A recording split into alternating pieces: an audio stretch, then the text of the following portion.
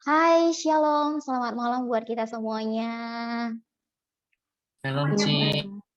Shalom semua Bapak Ibu, Kak Amelia, Shalom, Viola Amelia yang sudah bergabung bersama dengan kita, dan teman-teman sahabat youth, pemuda dan remaja. Baik, pada saat hari ini kita akan mempersiapkan hati kita terlebih dahulu. Kita bersatu di dalam doa, kemudian nanti kita akan bawakan satu lagu untuk persiapan masuk kepada materi yang akan dibawakan oleh Kak Viola. Mari kita bersatu di dalam doa. Bapa yang Maha Baik, kami sungguh bersyukur Tuhan buat malam hari ini Engkau telah mengumpulkan kami dalam satu aplikasi Zoom. Terima kasih Tuhan buat setiap hati kami datang untuk mencari Tuhan, untuk bertemu dengan Tuhan. Kami mau Tuhan bertumbuh bersama di dalam persekutuan ini. Terima kasih Tuhan, pada saat hari ini Engkau juga telah menemukan kami bersama dengan Kak Viola. Terima kasih Tuhan Yesus, Engkau berikan hikmat dan bijaksana-Mu, sehingga pada malam hari ini Tuhan, Kak Viola boleh membagikan materi dengan baik. Tuhan, kami juga mau menyerahkan semua teman-teman kami Tuhan yang belum bergabung bersama dengan kami. Engkau juga Tuhan Yesus yang memberkati mereka, dan biarlah mereka dapat bergabung bersama dengan kami di dalam aplikasi ini. Tuhan Yesus, kami juga mau berdoa Tuhan, buat setiap kelancaran sinyal, supaya tidak terhambat Tuhan sampai ke dalam rumah kami masing-masing. Biarlah Tuhan Yesus Engkau memberkatinya. Terima kasih Bapa, inilah kami Tuhan, kami siap untuk menerima yang terbaik daripada Tuhan. Di dalam satu nama Tuhan Yesus Kristus, Tuhan dan Juru Selamat kami yang hidup. Amin. Kita akan bersama-sama mengangkat satu pujian ini, persembahan pujian dari Selven.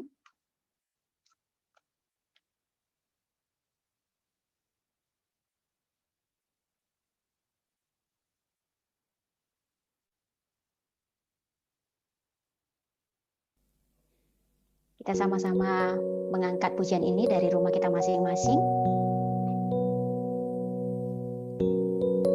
Kita tahu bahwa kita adalah anak-anak Tuhan, anak-anak yang berharga di mata Tuhan.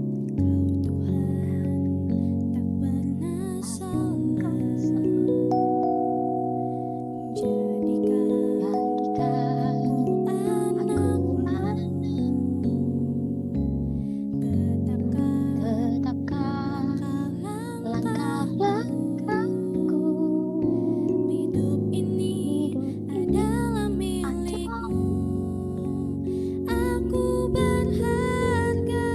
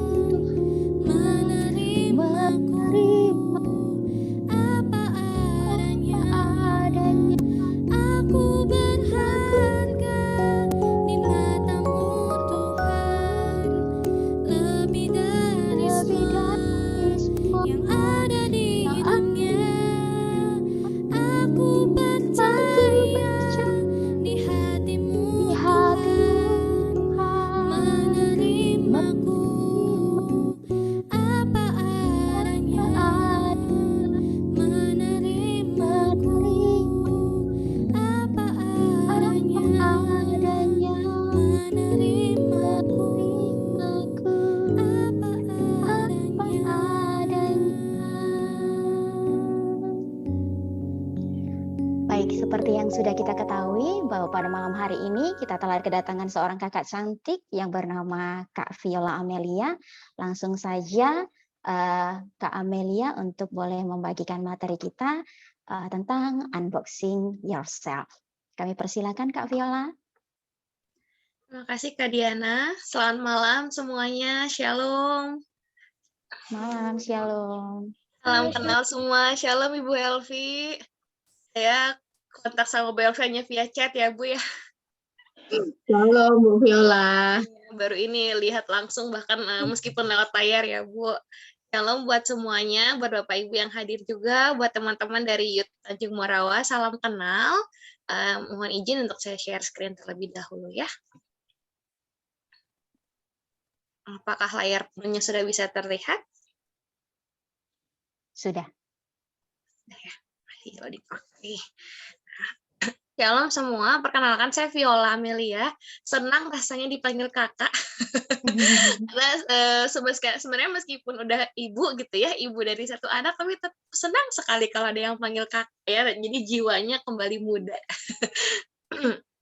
Hari ini saya diajak sama Ibu Elvi untuk sama-sama berbagi dengan teman-teman di bawah tema Unboxing Yourself, kenali diri dan kembangkan potensi. Wah, ini kalau saya lihat ternyata teman-teman ya ternyata yang paling banyak minta gitu topik ini kan, sempat ada survei ya. Lalu kita lihat ternyata paling banyak yang tertarik dengan topik ini. Ini boleh sharing dulu dong, mungkin teman-teman boleh respon di chat di Zoom ini. Kira-kira kalau teman-teman dengar kata kenali diri, sebenarnya terpikirkan oleh teman-teman itu tentang apa ya? Mungkin bisa 1 atau 2 kata yang berkaitan tentang kenali diri, pengenalan terhadap diri. Nah, teman-teman boleh respon di chat. Coba. Ini kalau misalnya teman-teman dengar kata kenali diri dan teman-teman kan juga pengen tahu nih, pengen kenal sama diri, kira-kira 1 atau 2 kata yang berkaitan tentang mengenal diri itu apa ya yang ada di pikiran teman-teman? Lebih dari 2 kata juga boleh lah. Oke, mengenal kelebihan dan kelebihan diri sendiri. Oke, introspeksi diri. Oke, ini jiwa-jiwa perenung ya. Introspeksi diri, apalagi talenta, pengetahuan tentang talenta. Oke. Apalagi kalau dengar kata mengenal diri, mungkin 1, 2, 3, 4, 5 kata yang berkaitan dengan itu, teman-teman kepikirannya tentang apa? Kelemahan, kelebihan diri, ada proses introspeksi, ada pengenalan tentang talenta, ada apa lagi? Coba. Ada yang mau open mic juga boleh, kalau mau chat di Zoom juga boleh. Ada lagi? Ada lagi? Idem nih, tipikal idem ya, sama Kak. Idem, oke. Kalau idem nggak apa-apa. Nah betul ya teman-teman, hari ini kita mau ngobrol, mau cari tahu sebenarnya aku tuh siapa ya? Aku tuh orang yang kayak apa ya? Terus aku tuh bisa jadi orang yang gimana ya? Nah, itu obrolan kita hari ini ya. Jadi, hari ini harapannya teman-teman juga bisa share, bisa boleh banget nanya-nanya, boleh banget untuk cerita juga pengalamannya teman-teman. Nah, sebelum kita cari tahu untuk mengenal diri, mungkin teman-teman perlu tahu juga nih posisi teman-teman itu sekarang itu di mana ya? Teman-teman tuh siapa ya? Ini kan kebanyakan anak-anak muda nih. Nah, teman-teman bisa lihat teman-teman ada di generasi mana di tengah dunia saat ini. Teman-teman itu termasuk dengan orang-orang yang kita sebut sebagai Gen Z. Kalau saya, ya saya pengakuan, saya udah bukan Gen Z gitu ya. Kita selisih 1 generasi, saya Gen Y. Nah, mungkin Kak Diana, ada Kak Denis juga di sini, ada Ibu Elvi, boleh silakan menentukan kita ada di generasi mana. Tapi kalau buat teman-teman di sini ada di Gen Z. Anak-anak yang kalau Bu Elvi Gen Y, tuh generasi Y. Gen Z ini teman-teman ini orang-orang yang kayak apa sih? Wah, teman-teman perlu berbahagia. Kenapa? Karena teman-teman sebagai Gen Z itu adalah anak-anak yang terlahir dengan kecanggihan teknologi yang jelas beda dari generasi kami. Kayaknya kalau generasi saya dulu masih sempat mengalami mesin ketik, kemudian masih mengalami yang kalau butuh komputer harus ke warnet, kalau yang butuh telepon harus ke wartel, warung telepon, atau masih pakai telepon koin, atau masih pakai kartu telepon. Nah, kalau teman-teman kayaknya terlahir dengan YouTube, jangan-jangan ya, udah canggih sekali. Nah, kemajuan teknologi ini tentu berpengaruh sekali ngebentuk teman-teman, kepribadian teman-teman, identitas, lingkungan, siapa kita di tengah pergaulan. Jadi kita nggak bisa lepas Kalau kita lagi nanya siapa saya, itu nggak akan lepas dari siapa saya di tengah lingkungan saya. Nah, itu posisi teman-teman ya saat ini sebagai Gen Z. Dan teman perlu bersyukur dengan hal itu karena teman-teman terlahir dengan zaman yang banyak kemudahan. Tapi kita perlu sadar juga dengan kemudahan ini ada loh tantangan-tantangannya juga ya, yang perlu sama-sama kita filter sebagai anak-anak Tuhan. Nah, siapa teman-teman? Teman-teman tuh juga anak remaja. Oh, teman-teman lihat di sini lagi under construction. Lagi dalam masa perkembangan. Jadi teman-teman lagi under construction secara fisik. Mungkin teman-teman mulai menyadari ya, oh badan aku kayaknya mulai berubah nih. Mulai ada banyak yang beda nih dari aku dulu ya. Mulai ngerasa, kok aku kayaknya nggak kayak dulu lagi ya, banyak berubah. Mulai teman-teman mulai lebih perhatian sama, wah pagi ini udah ketambahan jerawat 1, udah ketambahan jerawat 2 gitu ya. Nah udah mulai merhatiin. Secara emosi, mungkin teman-teman kerasa nggak sih, kenapa ya Kak, kadang-kadang aku tuh happy, tapi kadang-kadang aku cepet banget bikin baper, cepet banget marah, gampang banget tersinggung. Kayaknya emosinya lagi mood swing sekali ya. Atau secara kognitif teman-teman pernah nggak sih ngerasain, kenapa sih mama aku tuh nggak bisa ngertiin aku? Kenapa sih aku harus nurut? Kenapa itu dilarang? Kenapa nggak boleh? Kenapa yang ini enggak? Nah, jadi kayak teman-teman pasti sekarang lagi dalam masa yang mulai mempertanyakan kenapa, dan kenapa. Nggak apa-apa, karena memang itu lagi berkembang secara otak teman-teman. Secara sosial, mungkin teman-teman yang dulu gitu ya cerita sama orang tua, dekat sama orang tua, tapi sekarang mungkin mulai kerasa kayaknya nggak nyambung ya kalau curhat sama papa mama ya. Kayaknya nggak, ya kok kayaknya lebih enakan sama teman-teman aku ya. Teman aku kayaknya lebih ngerti ya. Nah, itu secara sosial kan teman-teman juga mulai berkembang, mulai pindah siapa yang orang-orang yang ternyata berperan penting dalam hidup teman-teman mulai rada kegeser, atau secara moral teman-teman sebagai remaja udah mulai mempertanyakan, ini yang benar yang salah yang mana sih? Mama aku ngajarinnya kayak gini, guru aku bilangnya gini, tapi teman aku bilangnya beda lagi. Yang benar yang mana? Nah, jadi secara moral pun teman-teman sudah sekarang lagi dalam masa mempertanyakan yang benar dan salah itu yang seperti apa. Nah, teman-teman nggak perlu panik, nggak perlu bingung. Aku kenapa ya? Apakah aku menjadi lisan alien yang tiba-tiba berubah? Enggak. Itu karena artinya teman-teman sedang menjadi anak remaja dan it's okay. Karena memang teman-teman sedang under construction. Tapi kan kita kenal juga ya, anak remaja itu kan dianggap sebagai pencarian jati diri. Nah, itu yang kita mau obrolin sama-sama. Seberapa jauh teman-teman kenal dengan diri teman-teman dan identitas diri teman-teman itu sebenarnya siapa sih? Teman-teman akan menjadi orang yang seperti apa? Nah, itu yang akan kita obrolin hari ini ya. Nah, saya mau share dulu ini video, semoga bisa keputar dan mungkin harus di setting share sound dulu ya. Oke. Coba kita mau lihat satu video ya. Saya pengen tahu teman-teman pendapatnya gimana dengan video ini. Suaranya terdengar? Terdengar.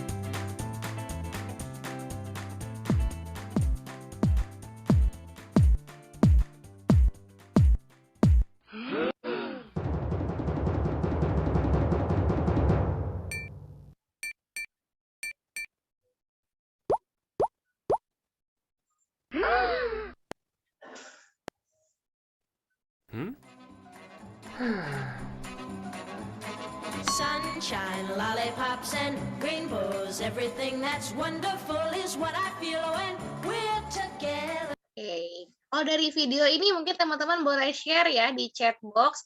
Kira-kira apa yang teman-teman tangkap nih? Kira-kira video ini lagi mau ngomongin tentang apa ya? Coba teman-teman mungkin boleh share apa pendapat teman-teman tentang video itu di chat box. Video ini kira-kira lagi ngomongin apa ya? Boleh di chat. Insecure, tanda tanya, menilai diri sendiri, rasa tidak percaya diri, oke, ketidakpercayaan diri, tidak percaya diri dengan keadaannya.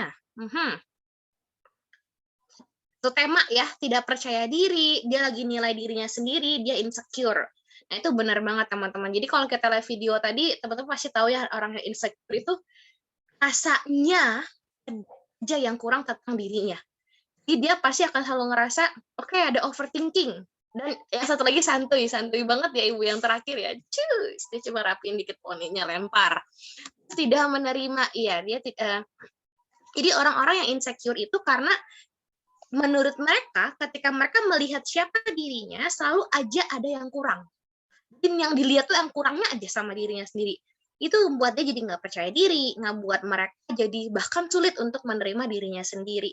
Nah, itulah yang akan terjadi kalau kita nggak benar-benar kenal siapa diri kita. Kalau kita nggak benar-benar kenal siapa diri kita, siapa saya, identitas saya, kelebihan kekurangan saya, kita akan jadi orang-orang yang insecure. Rasa-rasanya kita akan takut buat kesalahan. Nanti kalau aku ngelakuin ini, nanti aku dimarahin nggak ya? Nanti aku dinilai salah nggak ya? Nanti teman-temanku terima nggak ya? Nanti mereka mau nggak ya temenan sama aku? Nanti aku dinilai gaul atau nggak asik nggak ya? Jadi apa-apa tuh kayaknya ragu-ragu gitu. Karena kita nggak kenal sama diri kita sendiri. Kita juga jadinya takut untuk coba hal baru. Nanti bawaannya kita jadi menarik diri. Aku nggak pede temenan sama dia. Kayaknya mereka kelompok orang-orang populer. Aku mah apa gitu. Aku mah apa atuh gitu kalau orang Sunda bilangnya. Kita menarik diri, kita nggak jadinya ragu gitu sama temenan. Atau karena kita insecure, jadi kita ngebanding-bandingin diri kita sama orang lain. Nah, ini apalagi teman-teman udah canggih banget nih ya sama dunia medsos. Waktu kita ngelihat feed, kita ngelihat Instagram, kita ngelihat story orang, kok kayaknya asik ya, mereka temenannya banyak, kok kayaknya dia cantik banget ya, kok kayaknya bajunya fashionable banget ya. Waktu kita ngebanding-bandingin diri sama orang lain, mulai kita ngerasa, oh, aku tidak sebaik dia. Nah, jadi kita minder. Nah, karena kita insecure, kita akhirnya pakai topeng untuk nutupin diri. Supaya kelihatannya we look okay. Kita kelihatannya oke, padahal dalam hati kita lagi ketar-ketir. No, I'm not okay gitu. Jadinya pakai topeng atau bahkan overthinking. Rasa-rasanya semua dunia tuh kayaknya lagi ngeliat ke kita.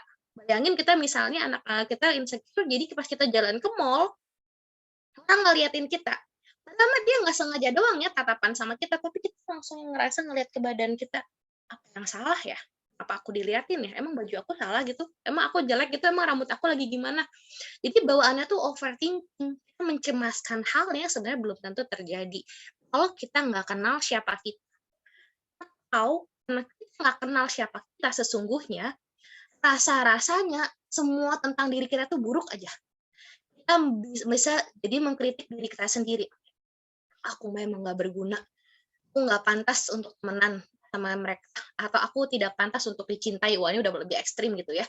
Kita ngerasanya kita tidak pantas untuk dicintai, atau kita ngerasanya aku nggak mampu, aku nggak bisa, aku nggak sepintar itu. Aku ngapain nekan-nekan mau ikut lomba, aku kan nggak sepintar itu.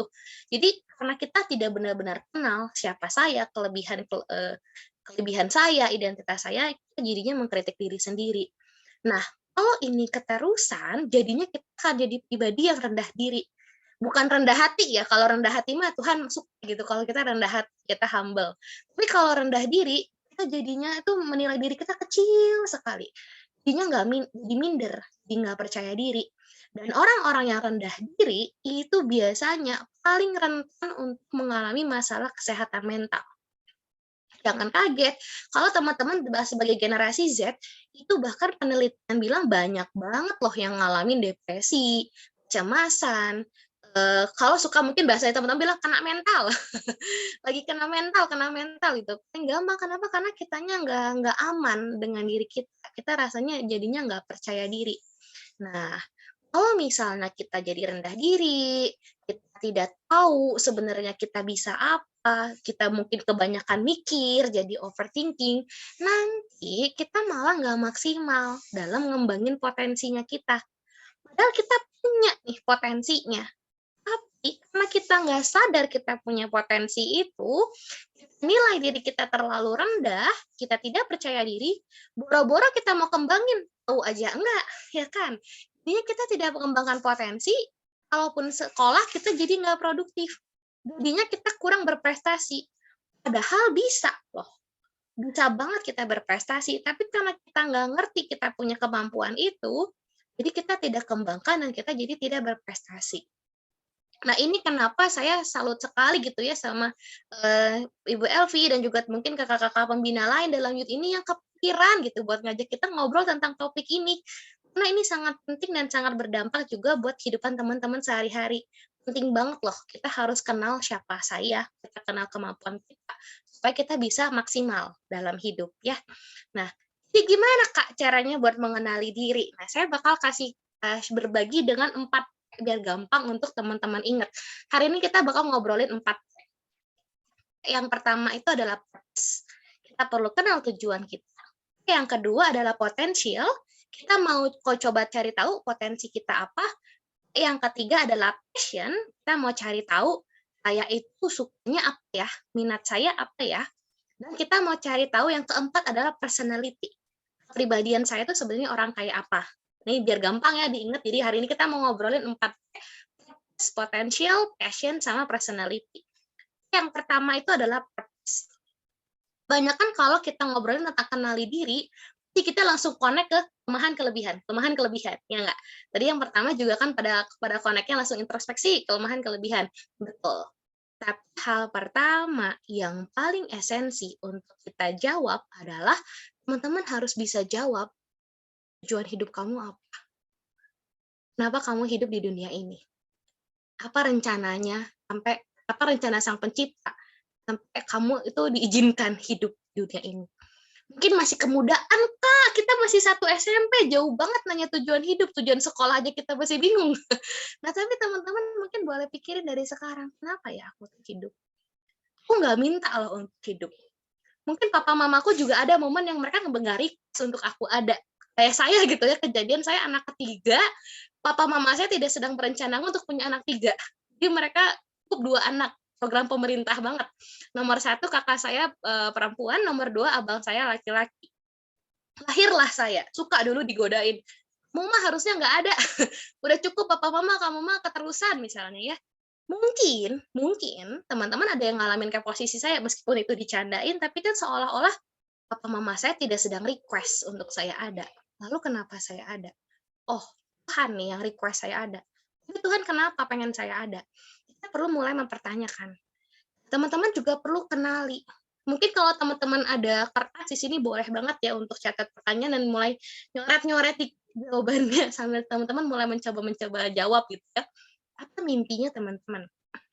Teman-teman punya cita-cita apa sih? Mungkin waktu kecil kita gampang banget ya ditanya, cita-citanya apa? Mau jadi dokter? Mau jadi pilot? Tapi kan mana tahu sekarang udah berubah ya, mau jadi apa? Mau jadi YouTuber. Cuannya banyak dari likes, views, and subscriber. Mangga ditulis. Atau mau jadi apa? Mau jadi content creator, Kak? Mau jadi influencer? Nah, apapun itu teman-teman mulai coba pikirin deh. Apa ya mimpinya Kak saya? Apa cita-citanya aku ya? Teman-teman mungkin boleh mulai coret-coret. Nah, tapi pertanyaan yang lebih jauh, yang mungkin dalam perjalanan hidup teman-teman ke depan akan teman-teman jawab, apa panggilan Tuhan dalam hidup teman-teman? Dalam hal spesifik apa, Tuhan tuh taruh hati yang lebih terbeban. Misal, apakah teman-teman lebih terbeban ketika melihat anak-anak yang tidak mampu kesulitan? Apakah teman-teman terbeban ketika melihat orang sakit, mahal banget ya bayar rumah sakitnya? Atau teman-teman terbeban ngelihat dunia kita udah global warming ya. Nah, itu kan beban dalam hati, gelisahan hati teman-teman. Sebenarnya itu tidak kebetulan. Tuhan itu punya rencana kenapa kita digelitiknya di area itu. Kenapa kita tergelitiknya di area-area yang menggelisahkan hati kita. Tuhan punya tujuan dengan itu. Nah, teman-teman boleh mulai mempertanyakan itu sekarang. Boleh banget, nggak kecepatan kok. Kenapa saya berani jamin nggak kecepatan? Nah, siapa yang tahu teman-teman hidupnya bakal lama? No one knows. Kita nggak pernah tahu apakah kita akan hidup panjang atau enggak. Jadi sedini mungkin kita udah mulai ngejalanin hidup yang bermakna. Bukan hidup yang sekedar ngejalanin hari-hari doang gitu ya. Itu yang pertama.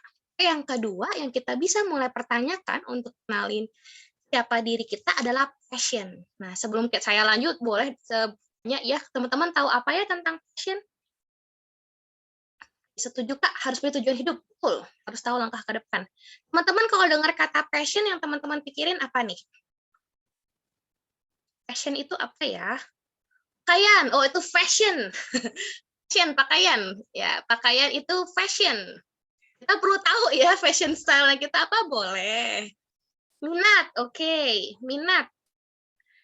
Ketertarikan ya. Passion itu ada minat, ada ketertarikan. Nah, passion itu sama kayak kata ini ya, Kak Deni ya, minat. Jadi saya sukanya apa? Nah, teman-teman boleh mulai cek nih. Teman-teman sukanya apa ya? Jadi antusiasme yang kuat ke satu kegiatan, entah itu kegiatan, entah itu objek, entah itu apapun itu yang teman-teman suka banget. Nah, di dalam passion itu ada hal-hal yang teman-teman tuh suka ngelakuin itu. Mungkin kalau sekarang jatuhnya suka Kak main game. Nah, itu passion itu beda sama hobi ya. Kalau hobi itu kan kesukaan untuk ngisi waktu luang. Tapi kalau passion itu satu hal yang kita lakukan yang emang kita nikmatin banget gitu. Jadi waktu teman-teman ngelakuin hal itu, teman-teman tuh jadi lupa waktu. Ini nggak berasa lama, waktunya cepat sekali berlalu. Nah, mungkin kalau teman-teman ada kertas, bisa mulai dicoret-coret ya. Kedua, passion aku tuh dalam ranah apa gitu ya. Terus teman-teman tuh suka ngelakuin itu berulang-ulang. Dan teman-teman tuh mau ngelakuin itu secara sukarela. Nggak disuruh pun nggak apa-apa. Nah, itu passion. Contoh, ngebantuin teman belajar. Ngajarin teman ngerjain PR, jangan ngajarin teman ngerjain tes ya, itu cheating, itu namanya nyontek. Aku tuh suka banget loh Kak, kalau misalnya teman aku tuh tanya pelajaran, dan aku suka banget ngejelasin ke dia, aku ngerasa aku berguna dengan ngelakuin itu. Bisa jadi passionnya teman-teman dalam hal berbagi, dalam hal mengajar gitu ya. Aku tuh suka banget Kak, waktu aku main basket, tapi nggak cuma tentang main basketnya, tapi teamwork-nya aku suka gitu ya, ketemu orang barunya aku suka. Nah, itu passionate dalam bidang sport misalnya. Dan orang lain bisa bilang, kalau mama lihat kayaknya kamu suka deh dengan ngajar. Kalau mama lihat kayaknya kamu suka deh ngotak-ngatik barang. Kalau mama lihat kayaknya kamu seneng deh ngerjain komputer gitu ya, anak zaman sekarang kan udah canggih ya, udah ngerti coding. Kalau mama lihat, kayaknya kamu suka deh ngegambar. Kayaknya kamu enjoy banget kalau ngegambar. Jadi orang lain juga bisa notice. Orang lain bisa tahu kalau kita tuh suka ngerjain hal itu. Dan biasanya passion itu hal-hal yang pernah kita suka, pernah kita serius ngerjainnya, diberkat buat orang lain. Di hal yang bermakna buat orang lain. Nah, ini teman-teman udah mulai boleh cek. Aku sukanya apa ya? Tertarikanku di mana ya? Hal apa ya yang aku lakuin bisa terus-terusan, bisa aku nikmatin waktu rasanya berlalu. Nah, kalau teman-teman ada kertas boleh mulai coret ya, teman-teman passionnya di mana. Itu yang kedua. Yang ketiga adalah potensi. Talenta kalau bahasanya Bu Elvi tadi. Talenta, potensi, bakat apa yang teman-teman punya. Nah, kalau bahasa psikologisnya itu dibilang kapasitas untuk berkembang. Bisa jadi udah nongol, bisa jadi udah kelihatan, bisa jadi belum. Karena belum ketahuan, kita nggak nyadar kalau kita punya itu. Bisa jadi ada, sudah mulai kita gunakan, tapi belum maksimal. Nah, itu potensi. Bakat, talenta yang kalau ini ada, kalau kita kuasai, kalau kita latih, kalau kita kembangkan, hasilnya bakal oke banget. Bakal mengarahkan kita ke prestasi, bakal bikin kita tuh jadi punya ahli gitu, keterampilan dalam satu hal. Nah, biasanya potensi itu berkaitan sama kecerdasan, tapi nggak selalu loh. Talenta tuh nggak selalu berkaitan sama kecerdasan, tapi biasanya berkaitan. Nah, bidang-bidang apa aja ya Kak yang bisa saya cek gitu? Saya tuh punya potensi bidang apa aja? Nah, kita mau lihat nih dari segi multiple intelligence. Kalau mungkin yang kakak-kakak guru lebih tahu jauh juga ya. Tapi teman-teman boleh cek deh, kalau teman-teman lebih punya bakat di bidang mana. Sebenarnya 8 ini kita punya semua. Kita tuh punya semua 8 ini. Tapi memang karena setiap orang diciptakan itu unik oleh Tuhan, maka ada hal-hal yang kita lebih menonjol, yang kita lebih kuat. Misalnya, teman-teman cek apakah hal apa yang teman-teman itu lebih pandai, ya? Apa kepandaian kalian dalam bidang apa? Hal apa yang paling cepat kalian kuasai? Apakah kalian orang yang paling cepat menguasai musik? Kalau saya, bukan. Saya mau belajar musik, bisa, tapi basic banget jatuhnya ya paling main kunci dasar ya gitar, piano dasar sekali nggak akan maju yang jauh-jauh lah ibaratnya. Tapi kan ada ya anak-anak yang sekali megang tuh langsung ngalir gitu. Jago banget, kita nyanyi aja dia langsung bisa nemuin kunci. Nah, itu kan bakatnya berarti di musik. Atau teman-teman itu punya potensi di bidang logic smart gitu ya, dalam bidang matematika. Kalau matematika tuh cepet banget nyantol, hitungnya cepet banget. Tapi kan ada anak-anak yang mau berusaha susah gimana pun bisa di matematika, tapi nggak secepat teman yang ini. Nah, atau teman-teman itu jagonya di bidang people smart. Ada loh anak-anak yang kalau dia temenan tuh jago banget. Kayaknya supel banget, cepet banget dia bisa dapat teman gitu ya. Cepet banget untuk dia bisa ramah sama orang lain. Tapi ada anak-anak yang mungkin akan lebih berhati-hati gitu ya.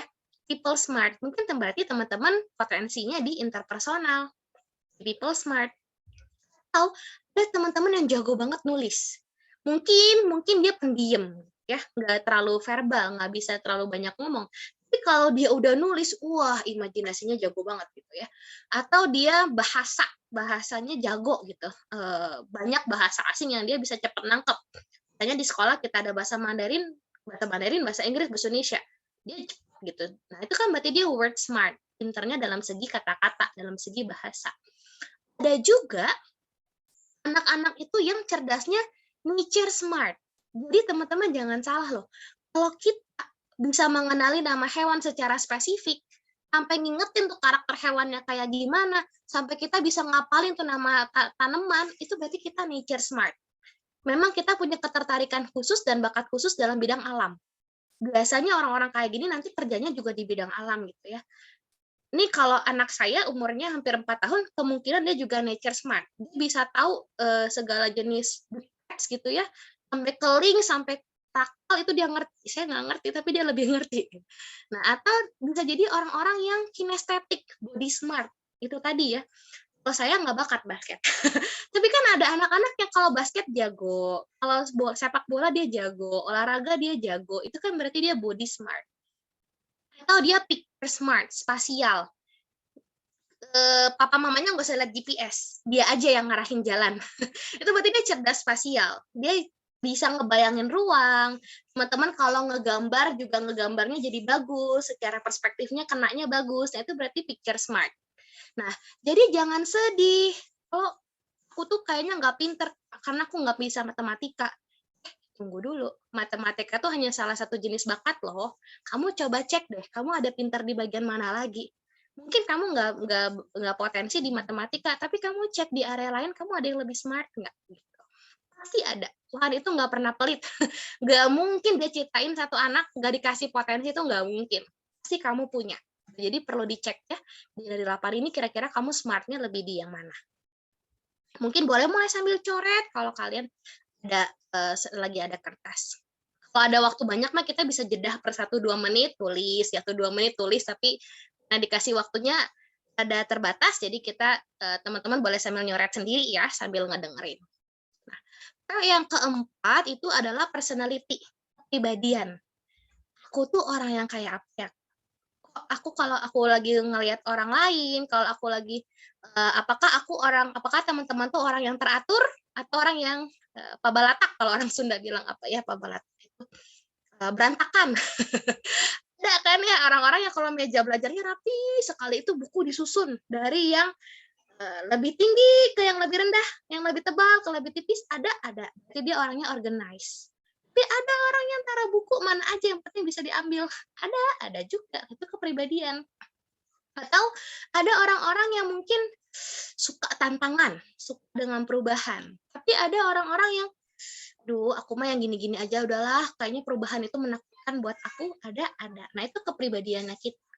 Hal yang ngebentuk sifat kita, yang ngebentuk cara pikir kita, yang ngebentuk perasaan kita, yang ngebentuk gimana kita berperilaku terhadap sesuatu. Nah, itu adalah kepribadian. Nah, kalau sekarang kakak mau ajak teman-teman, kalau ada kertas boleh banget, dan teman-teman boleh mulai tulis. Kepribadian itu kita bisa ngebantu ngelihat dari 4 ini ya, SWOT gitu. Kalau OT-nya agak susah nggak apa-apa, yang penting SW-nya minimal gitu ya, dapat SW. Mungkin teman-teman punya kertas sekarang atau punya notes di handphone, boleh paling nggak tulis 1 atau 2 aja. Coba teman-teman mulai tulis, coba pikirin 1 atau 2 kelebihannya teman-teman, dan 1 atau 2 kelemahannya teman-teman. yang mungkin, jadi kelebihan tuh gini, hal-hal dalam diri kita yang bisa ngedukung kita untuk jadi orang yang maksimal gitu ya, yang kita tahu ini kekuatannya aku nih. Kalau kelemahan berarti yang menghambat diri kita. Nah, sama W-nya dulu aja yang teman-teman tulis, nanti O sama T-nya menyusul. Coba ya, kasih waktu 1 menit deh. 1 menit buat pikirin 1 atau 2 kelebihan dan 1 atau 2 kelemahan. Nah, ya. Oke. Tulis 1 atau 2 kelebihan dan kelemahan teman-teman semua ya. Mulai bisa tulis di handphone, bisa mulai tulis di kertas. Kalau ada yang mau share di chat juga boleh. Boleh banget. Kalau ada yang mau share di chat juga boleh. Coba kita lihat ada yang share. Ya, betul. Boleh tulis di kolom chat ya. Kalau sama anak remaja gitu ya. Hey guys. Hi guys. Boleh. Boleh banget. Ya, habis ini kakak tembak ya. Tembak dong, ditembak ya. Coba kalau kita dengar dari siapa nih yang tadi? Ada namanya. Mia Jonathan. Mia Jonathan boleh mau open mic sebentar? Mia Jonathannya ada? Hai Mia. Oh, lagi nggak bisa open mic kayaknya ya. Nggak apa-apa. Rada ini ya, rada malu ya kayaknya ya mau berbagi ya. Oke, Ya, halo Miss. Oh, ada? Ada Miss, ada. Oke, boleh share nggak? 1 aja, 1 kekuatannya kamu sama 1 kelebihannya kamu. 1 aja. Kekuatan. Kelebihannya Miss. Ya, kelebihan. Ya, betul. 1 aja.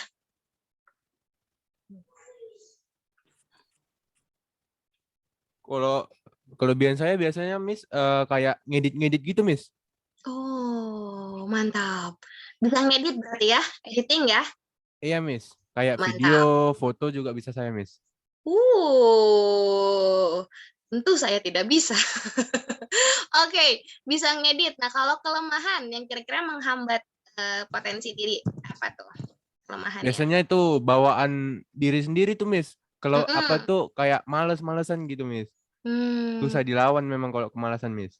Emang ya, pemalasan itu penyakit harian hampir banyak umat ya. Oke, terima kasih Jonathan ya tadi namanya ya. Iya Miss. Ya, terima kasih Jonathan udah berbagi tuh. Bisa editing itu kekuatan loh. Kelemahan malas ya. Nah, itu malas penyakit yang harus dilawan memang ya. Malasnya itu. Mungkin yang rada temenan sama malas juga suka menghambat kita itu adalah menunda. Atau bahasa kerennya prokrastinasi. Tahu sih kita punya PR itu, tapi kayaknya nanti dulu deh. Kayaknya lebih asik main game dulu deh daripada bikin PR. Nah, itu juga salah satu penyakit yang bakal menghambat kita gitu ya. Nah, kalau opportunity sama threat itu hal-halnya datang dari luar. Contoh, opportunity itu contohnya gini. Kita bersyukur kita punya orang tua yang misalnya gitu ya secara ekonomi. Jadi sebenarnya kalau saya mau les, papa mama saya siap untuk dukung saya dalam les. Itu opportunities, itu peluang untuk mengembangkan diri bahwa kita bisa disupport loh kalau kita mau les misalnya. Atau peluangnya kita adalah aku sekolah di sekolah yang perpustakaannya punya banyak buku. Itu peluang. Nah, itu kan datang dari luar. Itu kesempatan yang ada dari luar. Teman-teman jadi boleh mulai pikirin apa ya yang ada di luar aku yang bisa ngedukung aku untuk jadi maksimal. Punya kelompok youth kayak gini di gereja itu juga opportunities. Karena kita akhirnya punya kelompok sosial yang sama-sama support kita untuk berkembang, untuk bertumbuh. Ini opportunities. Join di youth itu opportunities. Nah, kalau threats itu ancaman. Ya di luar saya yang mungkin ngerem kemajuannya saya. Contoh, kalau buat teman-teman sebagai Gen Z, itu adalah pengaruh media sosial. Luas banget ya media sosial, kayaknya gampang banget kita dapat informasi yang aneh-aneh, hoax misalnya, atau bahkan kita membandingkan diri dengan postingan teman itu juga bisa jadi ancaman untuk kepercayaan dirinya kita misalnya. Jadi teman-teman bisa mulai cek apa ya hal-hal di luar aku yang mungkin bisa menghambat kemajuan aku. Nah, itu namanya traits gitu ya. Nah, sebetulnya bisa sambil tulis, bisa sambil coret-coret ya kekuatan saya, kelebihan saya, kelemahan saya, hal di luar saya yang bisa mendukung kemajuan saya, hal di luar saya yang bisa menghambat kemajuan saya. Nah, teman-teman bisa mulai pikirin gitu. Nah, hal lain untuk ngebantu teman-teman tahu teman-teman tuh orang kayak apa adalah minta bantuan orang lain. Kenapa? Karena pada kenyataannya ada hal-hal yang bisa kita tahu. Jadi open self, diri yang terbuka. Ini adalah area-area yang saya tahu saya jago editing dan orang lain juga tahu saya jago editing. Itu namanya open self. Tapi bukankah kita punya blind titik buta? Ada hal-hal yang kita pun nggak tahu tentang diri kita kan. Nah, untuk itu kita butuh bantuan orang lain. Hal apa ya kira-kira yang aku tuh nggak tahu, ternyata orang lain tahu. Contoh, nggak ngerti kalau kita tuh bisa ngajar. Kita nggak ngerti kalau kita tuh ternyata kalau ngejelasin ke orang itu enak. Tapi teman kita yang bilang, aku kalau kamu yang jelasin ngerti loh. Itu kan berarti orang lain yang tahu kita, tapi kita nggak tahu tentang bagian itu. Nah, itu blind self. Untuk hal-hal area di sini, teman-teman boleh banget ngobrol sama guru, sama teman, sama orang tua. Mam, menurut mama aku orang yang kayak gimana ya? Menurut mama kelebihan aku apa ya? Menurut mama kelemahan aku apa ya? Nah, kita bisa dibantu loh sama orang lain untuk ngasih tahu. Atau ada area yang hidden self. Kita tahu kita orang kayak gitu, tapi orang lain nggak tahu. Contoh, orang lain misalnya taunya kita oke aja, tapi cuma kita yang tahu kalau ternyata kalau kita lagi sendirian, kita ngerjain tugas, kita nyontek, misal. Itu namanya hidden self. Hal yang cuma kita tahu, orang lain nggak tahu. You are so beautiful.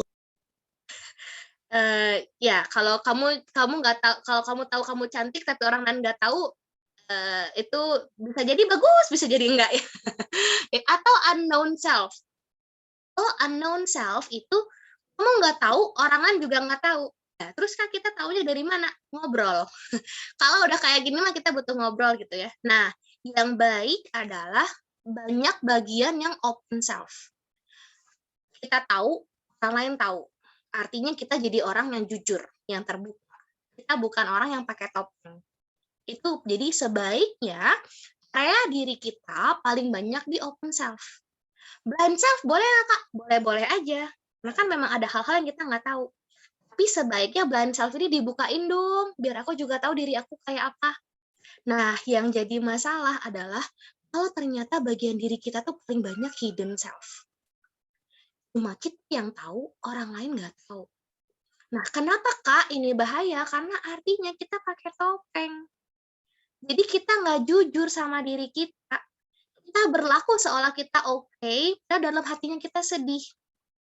Contoh, kita sebenarnya kecewa dengan perlakuan teman kita, tapi karena kita insecure, kita takut, kita nggak ngomong, teman kita nggak pernah tahu loh kalau kita tuh sempat kecewa sama dia misalnya ya. Itu kan hidden self. Nah, sebaiknya bagian yang hidden self yang cuma kita tahu, orang lain nggak tahu, boleh dong dikikis dikit-dikit ya. Karena kalau ini paling banyak teman-teman pendam, paling banyak teman-teman tutupi, nanti bisa jadi masalah. Kesehatan mentalnya bisa terganggu. Atau unknown self ya. Jadi sebaiknya kita open self sama blind self. Kita tahu, orang lain tahu. Walaupun kita nggak tahu, yang orang lain tahu, kita ngobrol. Nah, itu enaknya. Jadi teman-teman boleh cek apa ya hidden self-nya aku yang mungkin perlu pelan-pelan aku buka. Nah, yang terakhir dari bagian dalam diri kita yang perlu kita tahu adalah bahasa kasih. Oh, bahasa kasih teman-teman pernah dengar nggak? Kalau ada yang pernah dengar boleh dong Miss, bagiin. you are so beautiful, Miss. Ya, thank you. Oke, kalau ada teman-teman yang tahu bahasa kasih mungkin boleh bagiin dong. Kira-kira teman-teman tahu nggak ya? Atau mungkin Bapak Guru, kakak-kakak pembinanya tahu You're nggak ya welcome, bahasa Miss. kasih itu ada apa lagi? Bahasa kasih itu gini, kita ngerasa disayang kalau diapain. Nah, ibaratnya gitu. Orang itu bisa ngerasa disayang kalau diapain. Nah, itu namanya bahasa kasih. Tahu nggak ya? Kakak-kakaknya ada yang tahu mungkin? kita perlu tahu juga loh bahasa kasih saya apa ya, supaya kita bisa jelas gitu mintanya ke papa mama kita jadi nggak bingung buat memenuhi kita gitu. Ada yang tahu bahasa kasihnya apa aja? Atau belum pada tahu ya? Pernah Oke. dengar. Oke, belum pada tahu ya nggak apa-apa. Kalau belum pada tahu, jadi bahasa kasih itu gini. Orang kalau merasa disayang, orang merasa disayang kalau orang peduli dengan dirinya. Nah, kepeduliannya itu biasanya ditunjukin dalam bentuk apa aja, itu yang kita sebut dengan bahasa kasih. Jadi gini, teman-teman boleh cek ya, teman-teman orang yang mana ibaratnya ya, teman-teman punya bahasa kasih yang mana. Ada orang yang paling ngerasa disayang kalau misalnya dia dapat kata-kata pujian, atau dapat kata-kata yang positif. Mama sayang loh sama kamu. Hari ini rambut kamu bagus ya. Atau kalau misalnya kayak tadi tuh, ih kamu cantik deh hari ini. Atau kamu hebat banget sih bisa ngerjain ini. Nah, dengan kata-kata itu dan kita merasa sangat tenang, bisa jadi bahasa kasih kita adalah word of affirmation. Kata-kata. Jadi yang bikin kita merasa disayang adalah kalau kita dapat kata-kata positif gitu ya. Nah, kalau misalnya receiving gift, ada orang-orang yang merasa paling disayang kalau dia dapat kado, dapat hadiah, dapat uang jajan tambahan, dibeliin mainan kesukaan. Nah, berarti teman-teman bahasa kasihnya lebih ke gift. Ada orang-orang yang bahasa kasihnya lebih ke waktu. Aku tuh paling ngerasa disayang kalau aku tuh didengerin, Kak.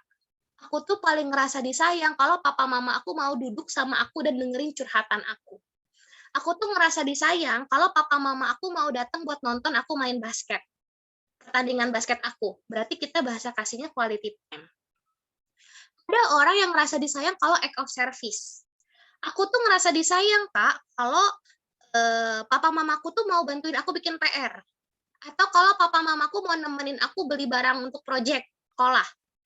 Atau kalau papa mama aku nganter jemput aku les. Gitu. Berarti kita bahasa atau kita ngerti kita disayang karena mama kita selalu nyiapin makanan buat kita untuk dibawa ke sekolah. Nah, itu berarti kita bahasa kasihnya di service. Ada anak-anak, ada teman-teman juga ngerasa disayang kalau disentuh. Entah itu dipeluk, entah itu sekedar dipuk bahu, atau papa mama kita kalau ngeginiin kita rasanya suka. Nah, berarti kita bahasa kasihnya di sentuhan. Kenapa kita perlu tahu? Supaya teman-teman sama papa mamanya nggak miskomunikasi. Misalnya gini, kadang-kadang kita ngerasa nggak disayang, padahal papa mama kita bahasa kasihnya beda. Teman-teman ternyata bahasa kasihnya waktu ya. Buat teman-teman tuh yang paling penting itu adalah kalau papa mama duduk sama teman-teman, duduk ngedengerin. Ternyata papa mama teman-teman nggak ngerti itu, dan bahasa kasih mereka lebih ke misalnya servis. Papa mama tuh sayang loh sama kamu, makanya papa mama siapin makanan kamu, makanya papa mama antar jemput kamu ke sekolah, makanya papa mama kerja buat kamu. Kan itu bahasa kasih mereka servis. Nggak beda ya sama bahasa kasih kalian. Nah, kalau ketahuan beda, teman-teman bisa obrolin nih sama papa mama. Papa mama boleh ngobrol nggak? Aku tuh sebenarnya ya suka kalau papa mama tuh duduk aja dengerin aku waktu curhat. Jadi waktu kita sama-sama tahu bahasa kasihnya apa, bisa nyambung sama papa mama, sama guru, atau sama teman-teman. Jadi teman-teman bisa mulai cek nih, kalau ada kertas juga boleh sambil coret, oh aku tuh bahasa kasihnya ini. Nah, cara ngeceknya bisa tanya ke diri kita. Apa ya? Apa yang kalau yang orang aku sayang, misalnya kalau papa mama tidak lakukan itu untuk aku bakal kecewa banget. Atau hal apa yang paling aku sayang untuk papa mama lakuin ke aku. Atau hal apa yang biasanya aku lakukan untuk nunjukin kalau aku tuh sayang sama orang. Kalau aku tuh peduli sama orang, aku biasanya ngapain? Apakah aku puji orang itu? Apakah aku jajanin temanku? Apakah aku duduk dengerin curhatan temanku? Nah, teman-teman boleh mulai pertanyakan ini. Baru mulai ditulis. Aku tuh bahasa kasihnya ini loh. Gitu. Nah, itu beberapa hal yang bisa ngebantu teman-teman untuk kenal siapa sih diri teman-teman. Kalau sudah tahu siapa kalian, yuk dikembangin, jangan ditahan. Cara ngembanginnya gimana, Kak? Yang pertama adalah ngomong hal-hal yang positif buat diri kita. Aku bisa karena aku punya bakat ini, gitu ya. Aku pasti bisa naik kelas karena aku rajin. Karena kelebihanku salah satunya adalah rajin. Jadi mulai memperkatakan kata-kata yang positif buat diri kita. Mulai memperkatakan kata-kata harapan, bukan kata-kata galau. Aku mah nggak bisa, aku nggak sebaik dia. Nah, itu mah kata-kata galau. Makin kita simpan, makin nggak maju. Ya. Nah, yang kedua, terima pujian. Boleh loh kita muji diri kita sendiri, boleh. Karena hari ini aku bisa selesaiin PR tanpa menunda-menunda. Loh, kamu hari ini bisa nggak marah-marah sama mama, misalnya. Good job loh, hari ini kamu nggak berantem sama adik kamu, misalnya. Kamu boleh loh, kita boleh banget puji diri kita sendiri. Boleh banget untuk kita terima pujian dari orang lain. Kalau misalnya ada orang lain puji kita nggak perlu ngerasa, nggak aku nggak gitu. Nggak, bilang aja, makasih loh udah bilang aku bagus hari ini. Boleh loh, kita terima pujian tuh boleh banget. Nah, kurang-kurangin tuh yang ngekritik diri sendiri. Kurang-kurangin untuk punya harapan yang tidak masuk akal.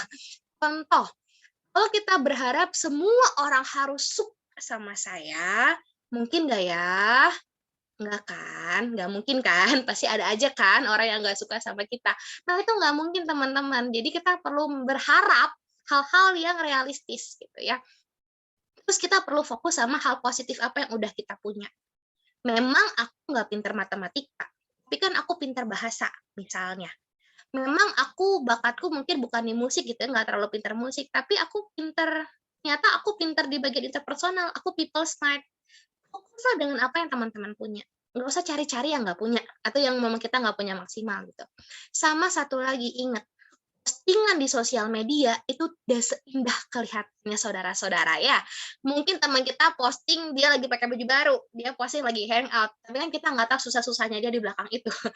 Kita nggak pernah tahu di rumah dia punya masalah apa. Semua yang dipostingan sosial media itu semua terlihat indah, tapi kenyataannya belum tentu. Jadi jangan sepenuhnya percaya sama apa yang ada di media sosial ya. Lalu tantang diri kalian untuk coba hal baru. Berani keluar dari zona nyaman.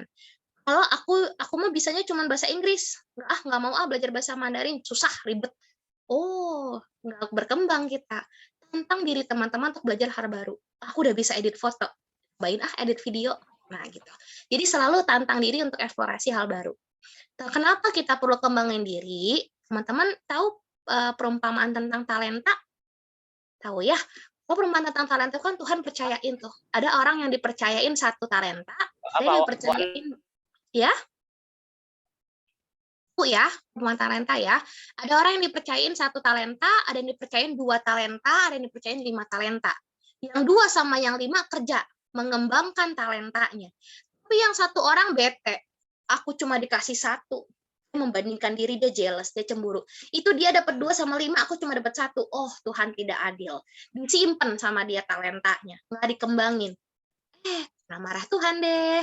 Kamu tidak mengembangkan talenta kamu ya. Nah, padahal talenta itu adalah apa yang dipercayakan Tuhan ke kita. Harapannya adalah untuk kita kembangkan, bukan untuk kita simpan dan kubur diam-diam karena kita bete bahwa kita tidak sepintar teman kita. Enggak. Tapi seberapa talenta yang teman-teman punya, jenis apapun talenta itu, ada harapan Tuhan di sana untuk teman-teman kembangkan. Ya, jadi bukan untuk kita simpan dan kubur sendiri. Harusnya ada 1 video lagi, tapi jamnya udah mau jam 8, teman-teman boleh lihat ini di YouTube. Ini aman gitu ya. Teman boleh cek sendiri di YouTube, video ini bagus sekali. Jadi dia ngelihat bahwa kadang tuh kita terluka oleh apa yang orang lain katakan ke kita. Tapi kita perlu fokus pada apa yang Tuhan bilang ke kita. Gitu ya. Kenapa? Karena Tuhan bilang kita tuh berharga di mata Tuhan. Kayak lagi tadi persis banget kayak lagu pujian di awal tadi, bahwa kita tuh berharga di mata Tuhan. Kita tuh disayang sekali sama Tuhan. Dan kita pun lahir itu nggak kebetulan, nggak kecelakaan loh. Tuhan sangat merencanakan kelahiran teman-teman. Karena Tuhan mau teman-teman hidup dan berkarya jadi berkat. Ya, jadi temukan rasa aman, temukan rasa kasih itu di dalam Tuhan dan kembangkan apa yang teman-teman punya.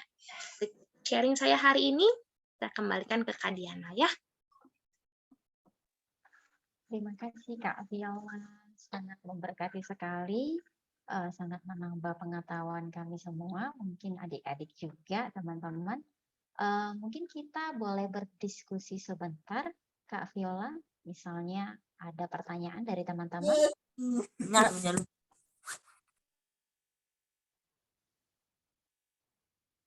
Baik, teman-teman, apakah ada yang mau didiskusikan? Mumpung Kak Violanya masih di sini. Ada yang raise hand, Michael, silakan. Oke, jadi Kak, ini saya mau mau nanya Kak ya. Kan seperti yang Kakak sudah jelaskan tadi, kalau kita ini generasi yang sudah dilengkapi dengan teknologi kan Kak. Tapi kan dengan adanya teknologi ini Kak, justru perkembangan diri kita ini Kak, mungkin bisa saya bilang banyak hambatannya ya Kak. Ya, kayak misalnya yang Kakak bilang tadi ada game ya yang bisa menghambat potensi diri kita, terus mungkin ada YouTube ya. Ya mungkin YouTube pun juga bisa menjadi sarana pendidikan yang baik, tapi kan mungkin, karena banyak, hambatan juga ya. Mungkin saya di tim yang cons ya, yang tidak mendukung, ya ya jadi saya, masih mau kayak mana ya, kayak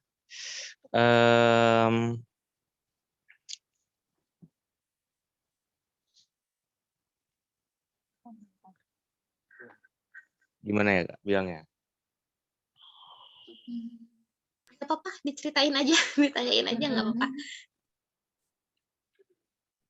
Ya jadi ini kan banyak hambatannya Kak. Jadi menurut Kakak ya, saran apa yang Kakak mau berikan kepada kami semua ya sebagai generasi yang penuh dengan teknologi ini, dan juga saya juga tadi mau tambahkan sesuatu ya. Kan tadi kan di awal penjelasan Kakak kan ada sebuah penelitian kalau generasi kami ini penuh, tingkat depresinya itu meningkat Kak. Jadi tingkat depresinya meningkat kan itu kan sangat sulit bagi kami untuk berkembang. Jadi mungkin, eee bagaimana cara kami berkembang di situasi yang, mungkin di situasi yang menguntungkan, tapi juga merugikan gitu loh.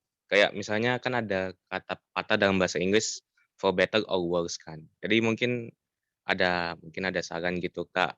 Dan mungkin kalau bisa ya, Kak, mungkin saran untuk Kakak sendiri kalau misalnya, Kakak mau berkembang lagi, menjadi diri Kakak yang lebih baik di masa depan, ya mungkin sekedar sharing juga sih, Kak. Untuk kami semua dan untuk Kakak sendiri juga, itu. Baik, terima kasih Michael. Langsung saja Kak Viola. Langsung dijawab ini Kak Diana. Iya, langsung saja. Oke. Ya terima kasih Michael, pertanyaannya benar banget ya kata Michael tadi, better or worse gitu ya. Ini blessing in disguise gitu ya. Ada berkat tapi sekaligus tantangan dengan kecanggihan teknologi. Benar banget. Jadi gimana caranya kita ngakalin ya kalau pertanyaannya gimana nih Kak ngakalinnya? Ini kan juga ada tantangannya ya dengan teknologi. Salah satu kata kunci adalah pengendalian diri. Nah, ini salah satu buah roh yang rada-rada tantangan nih, kan salah satu buah roh itu adalah pengendalian diri. Tapi kan kita bawaannya pengen banget ya kalau sekali nonton, aku udah berusaha ngendalin diri, Rob. Rencananya mau nonton 5 menit. Nggak taunya bablas, Kak. 15-30 menit 1 jam YouTube-annya. Rencananya main game online-nya cuma 1 kali round. Tapi teman-teman di grup chatnya ngajakin, Kak, terusin woi penalti nanti kalau keluar tengah pertandingan. Jadi aku lanjut, Kak, dua permainan misalnya ya. Rencananya begitu, ternyata pengendalian dirinya tidak begitu, saudara-saudara. Nah, gimana cara ngakalinnya ya, Michael?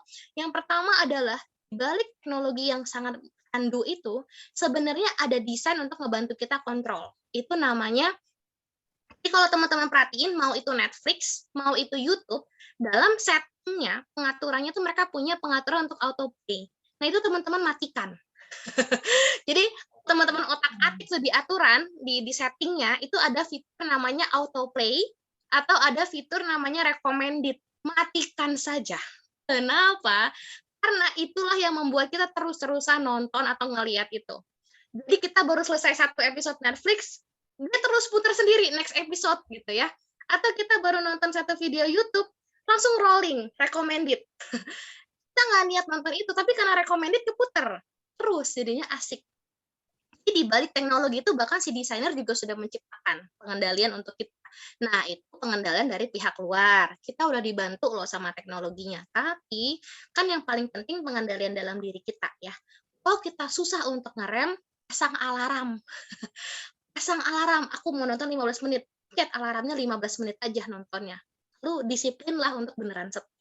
Kita nggak keburu candu. Kalau udah candu teman-teman susah.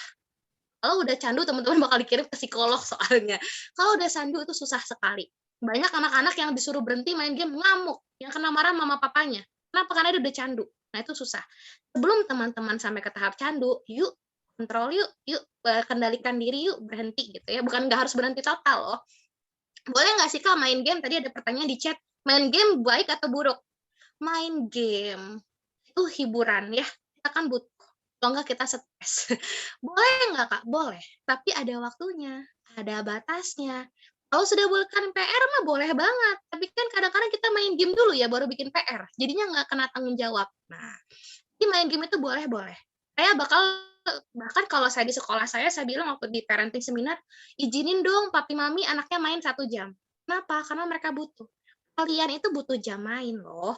Tapi kalian perlu tahu dalam game online tantangannya horor sekali saudara-saudara. Segala kata-kata kasar, kata-kata makian ada di dalam sana. Jadi yang bisa teman-teman lakukan adalah mulai bijak. Mana ya teman-teman yang bisa aku ikutin, mana yang aku nggak perlu ikutin. Aku temenan kok sama dia, tapi aku tidak harus bergaul dengan dia. Itu kan beda. Jadi gitu caranya Michael. Bisa pakai pengendalian dari pengaturan teknologinya. Yang kedua pakai pengendalian dalam diri. Yang ketiga bijak untuk pilih-pilih masuk informasi. Kalian Google itu banjir info. Nggak usah diajarin gimana cara cari info. Kalian itu perlu diajarin gimana caranya memfilter info. Nyaring info mana yang perlu kamu terima, mana yang kamu nggak perlu tahu. Gitu. Itu mungkin Michael ya, semoga kebantu. Kalau misalnya sharing, gimana Kak buat Kakak juga ngembangin diri? Ini mungkin sedikit cerita ya, sekilas aja. Saya itu seorang ibu, saya sudah bekerja sebagai school counselor, seorang ibu, anak saya umurnya 4 tahun. Tapi tahun lalu saya memutuskan untuk kuliah lagi, ngambil S2. Beberapa orang di sekitar saya nanya, kenapa lanjut lagi? Itu nanti anaknya gimana? Udahlah, udah dapat kerjaan ini mah udah nggak usah kuliah lagi. Jadi kadang-kadang kan orang di lingkungan kita seperti mempertanyakan ya kalau kita mau belajar. Tapi apa yang membuat Kakak memutuskan untuk kuliah lagi adalah satu prinsip learning for a lifetime. Belajar itu seumur hidup. Ya, belajar itu seumur hidup. Belajar itu bukan cuma di sekolah loh, bukan cuma kuliah loh. Kita ngobrol sama orang juga bisa jadi belajar.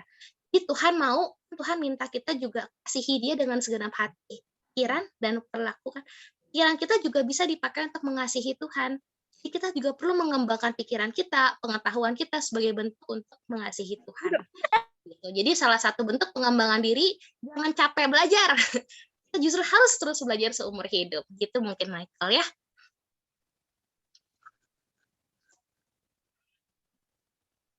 Baik, Oke, Kak. bagaimana Michael? Menurut saya sudah pas ya, dan mungkin ya memang sangat susah sekali ya Kak ya, khususnya untuk yang pengendalian diri ini mungkin itu seperti banyak sekali rintangannya Kak. Mungkin ada aja ya yang di sekeliling kita itu kan kayak tidak mendukung, kayak mungkin seperti mungkin ada misalnya ada orang yang muncul yang bukan muncul, yang lahir dari broken home ya. Ya mungkin Kakak pun juga tahu itu, atau mungkin temannya itu bersifat kayak yaudah sini aja, kayak suruh main-main atau mungkin nongkrong-nongkrong bareng ya. Dan itu kan juga menghindari kita dari potensi diri kita. Ya mungkin kalau kita disuruh menyendiri kan kan juga dibilang aneh juga ya. Kenapa kamu mau menyendiri? Ya udah sana aja nongkrong sama temanmu. Ya mungkin itu sih susahnya Kak, karena tidak adanya dukungan ya. Itu juga menjadi tantangan juga sih bagi kita Kak. Dan juga kan dari sisi mungkin banyak ya orang yang kena kayak yang masalah yang saya bilang tadi. Mungkin kan kayak misalnya orang itu introvert kan jadi masalah besar Kak. Udah tahu punya masalah, tapi masalahnya itu malah disembunyikan ya kan. Jadi ya susah gitu Kak. Peer pressure ya, tantangan dari teman sebaya ya. Kak juga punya loh teman-teman yang suka maki-maki, yang kalau nonton suka aneh-aneh, yang kalau main game juga segala kosakatanya luar biasa punya. Tapi tetap temenan, tapi kan kita tahu ya batasan, kita tahu bahwa itu tidak untuk saya tiru. Sekali kan juga tegur, tapi tegur gini, duh indah sekali kosakatanya. Jadi kita juga negornya juga pakai seni gitu ya. Misalnya dia mau bilang dasar nih gitu, Nggak bisa, kalau Kakak suka godain, "Kenapa sih nggak bilang dasar anggur," gitu, "dasar apel," misalnya ya. Boleh loh kita juga ngasih pengaruh ke teman-teman kita. Nah, itu yang membedakan anak-anak Tuhan sama yang bukan anak-anak Tuhan ya. Kita tuh dipanggil untuk, menjadi pemimpin, untuk memberi pengaruh. Pemimpin itu dia yang ngasih pengaruh, bukan yang dipengaruhi. Nah, itu bedanya. Jadi teman-teman bisa sekali jadi saksi, jadi berkat, bahkan di lingkungan teman-teman kita yang suka ngajakin kita aneh-aneh, kita bisa jadi berkat dengan ngasih pengaruh. Tapi kan kalau kita khotbahin mereka bete. Nah, gimana cara yang kasih pengaruhnya? Jadi teladan. Kalau kita nggak mau denger teman kita ngomong yang kasar, kita jadi teladan. Tahan, gak usah ikutin maki-maki gitu. Jadi teladan itu pengaruh terkuat, Michael. Jadi di lingkungan pertemanan manapun kamu berusaha untuk jadi teladan, susah Kak, memang susah. Tapi nanti ada upahnya. Bagus kalau kan upahmu besar di surga dan itu betul banget gitu ya. Gitu, Mak. Oke, Kak. Terima kasih. Untuk yang kedua tadi ada yang raise hand, Trivano, Michael Ginting.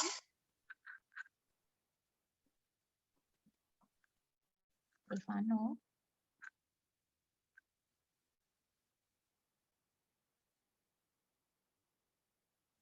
Trivano ada? Trivano, Michael Ginting.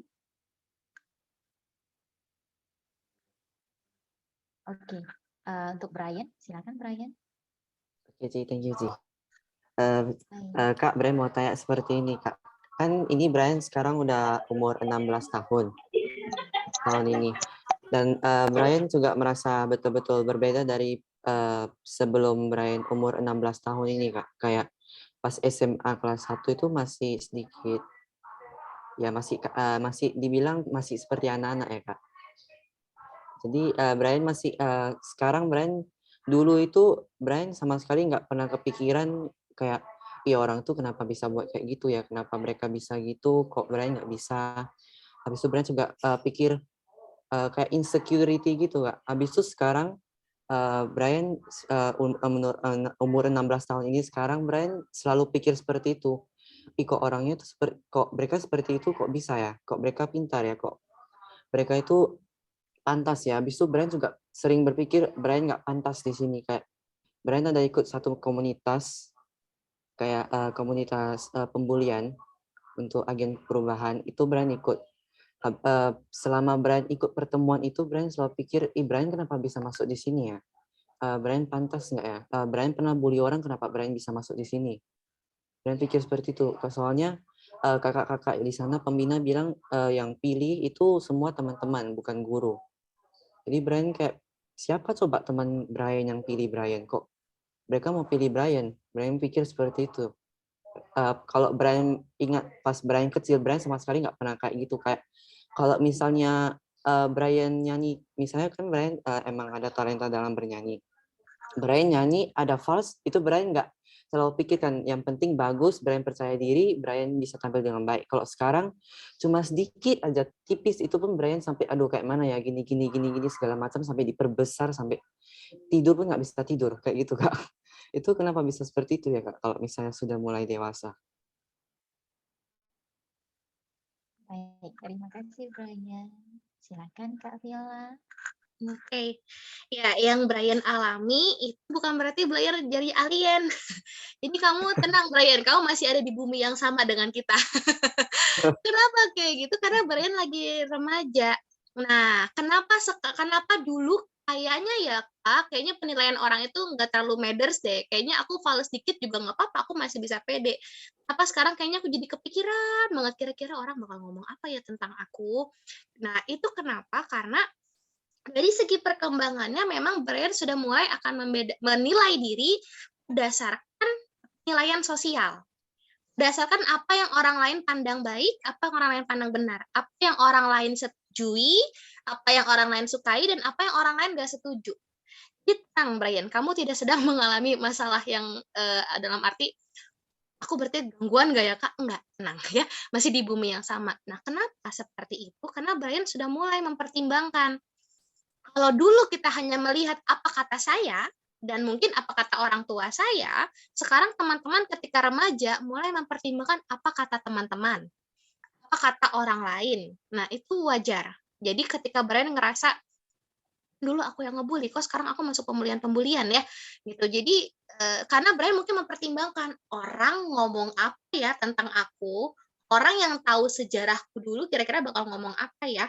Jadi memang dalam masanya Brian. Nah, ngakalinnya, gimana cara ngakalinnya, Kak, adalah yang pertama, justru Kak seneng ya ngedenger kalau tadi Brian sempat mempertanyakan, "Aku pantas nggak ya?" Dalam arti gini Brian, kadang-kadang ketika kita menilai diri kita pantas, kita jadinya tinggi hati dan tidak melihat kesempatan ini sebagai anugerah.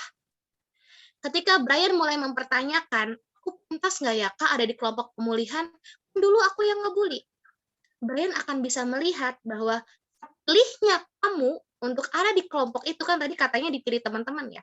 Pilihnya kamu ada di kelompok itu bukan karena kepantasan Brian, tapi justru itu kesempatan anugerah dari Tuhan. Kalian tahu Paulus? Tahu Paulus yang di Iya, Alkitab? Tahu iya, ya? iya. Coba siapa di antara kita yang lebih kriminal dari Paulus? Ada nggak? Ada nggak di antara kita sejahat-jahatnya kita, senakal-nakalnya kita? Coba siapa yang berani ngacung kalau kalian lebih nakal dari Paulus? Nggak ada kan? Coba tuh kurang nakal apalagi tuh Paulus udah nyiksa orang, ngebunuh orang udah paling komplit. Tapi dia pun enggak Kak ya kan, udah paling kriminal lah pokoknya. Tapi dia pun udah sehancur-hancur itu dipilih loh jadi misionaris. Buat apa? Coba kalau manusia ngelihat pantas nggak dia? Dia dulu yang ngebully orang, dia dulu yang ngebunuh orang, kok dia sekarang mau nginjilin? Tapi kan kita jadi lihat segede itu loh anugerah Tuhan. Kalau Tuhan lagi mau sentuh hidup orang, kalau Tuhan lagi mau ngubahin hidup orang, yang manusia kira nggak pantas, oh jangan salah, itu justru di mata Tuhan diambil. Itulah anugerah Tuhan. Jadi Brian, nggak perlu ragu, keberadaan kamu di grup pemulihan itu justru itu anugerah Tuhan. Untuk kamu bawa pemulihan buat teman-teman yang mungkin justru dulu jadi korbannya Brian, jangan-jangan gitu ya. Enggak, waktu itu dulu ikut-ikut aja, Kak. Ikut-ikut aja ya. Waktu ngebulinya ikut-ikut ya itu tadi ya, Iya. gangguan teman. Ya, karena justru itu jadi kesempatannya Brian untuk pulih juga gitu ya. Itu anugerah Brian.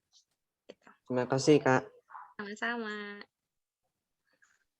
Baik, apakah masih ada lagi?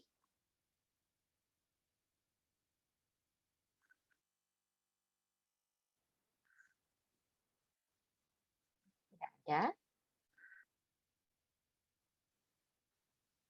Oke, Franseni Aurora. Oke, Ci, makasih, Ci. Baik. Jadi gini Kak, kan panggilannya Aurora. Jadi Aurora itu ada beberapa orang yang bilang kalau suara Aurora itu bagus, kalau nyanyi itu bagus. Terus ada juga yang bilang kayak Aurora tuh bisa berpuisi gitu. Terus Aurora juga bisa bermain musik gitu. Jadi Aurora mikir gini, ketika suatu hari itu pas kemarin Aurora kayak renung gitu kan. Aurora mikir, besar nanti jadi kayak apa ya? Aurora mikir gitu.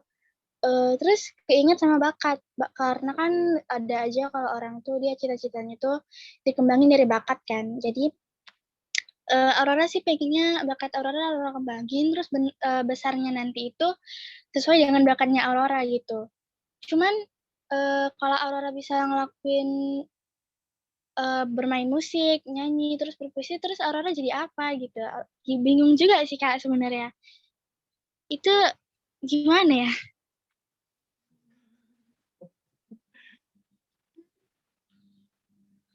Oke.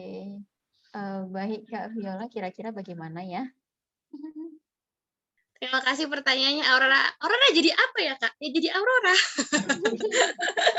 Jadi itu tuh jadi seorang Franseni Aurora dong. Jadi gini Aurora. Nah, kalau dia kayak ceritanya gitu. Iya. Terus kamu mungkin keganggu ya kayaknya, kalau jadi seniman pas pakai ke depannya gimana gitu ya. Jadi gini Aurora, mungkin kalau Aurora ingat tadi sharing kakak yang pertama, tujuan ya. Poin pertama kita sangat perlu tahu tujuan hidup. Boleh nggak Kak Aurora kembangin kemampuan nyanyi, kemampuan berpuisi musik? Oh, boleh banget. Justru tuh talenta yang perlu kita kembangin. Boleh nggak Kak, bakat ini kemudian nanti jadi karirnya Aurora, jadi kerjaannya Aurora? Boleh sekali. Banyak anak-anak Tuhan yang dipakai memberkati lewat lagu. Coba kita bisa nyanyi lagu tadi, itu kan karena ada anak Tuhan yang pintar berpuisi, pintar bermusik, pintar bernyanyi, menciptakan lagu itu. Kemudian lagu itu jadi berkat buat kita. Boleh nggak Kak, kalau misalnya bermusiknya gitu ya dijadiin karir? Boleh banget. Coba kita bisa tahu JPCC, kita bisa tahu lagu GMS, itu kan karena mereka mengembangkan bakat itu dan dipakai untuk jadi berkat. Jadi orang-orang nggak perlu takut. Kalau orang-orang kembangkan bakat itu tetap bisa jadi berkat.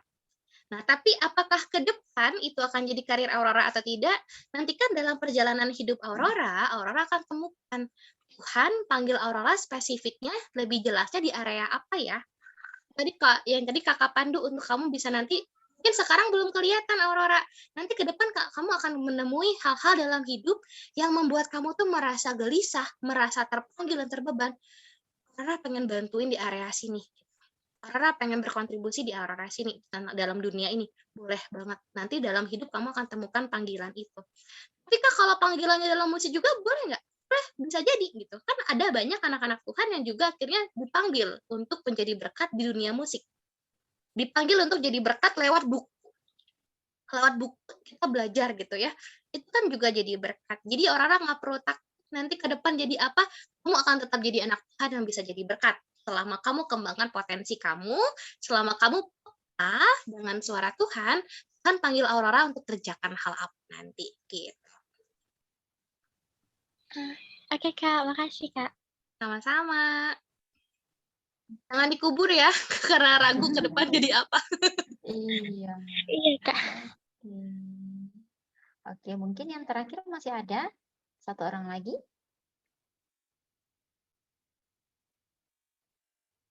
Habis?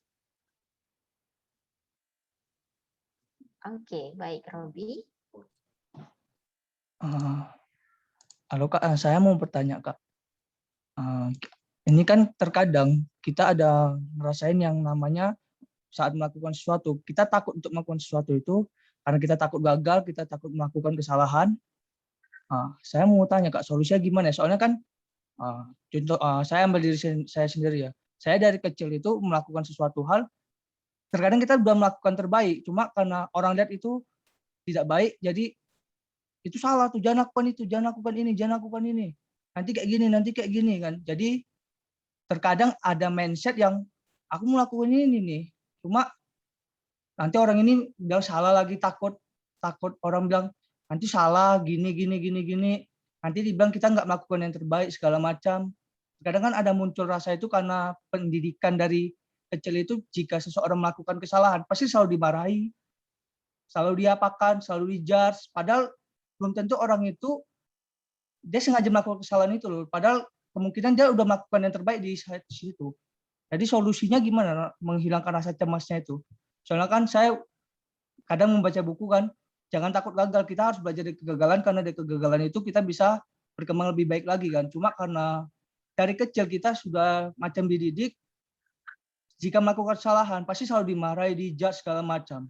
Jadi cara menghilangkan kecemasan itu gimana yang terkadang muncul? Thank you. Terima kasih Robi. Silakan Kak Viola.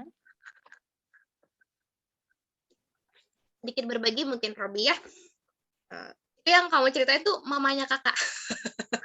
Mamanya kakak banget itu Mbak. The perfectionist one.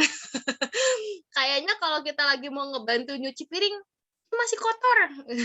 Udah mama aja yang ngerjain. Jadi kayaknya kita nggak boleh ngapa-ngapain karena selalu ada aja yang kurangnya gitu ya.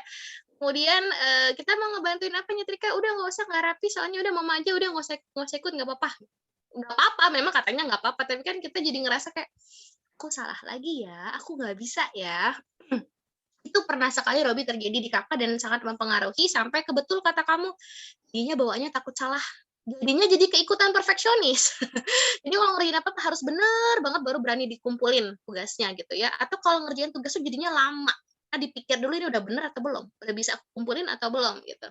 Jadinya kebawa gitu. Terus kalau mau coba hal baru, bener kayak kata Robi, mikir aku bisa atau enggak. Kalau aku rasa aku nggak bisa, mending aku nggak coba. Nah, betul banget kata Robi, itu sangat mempengaruhi gitu ya.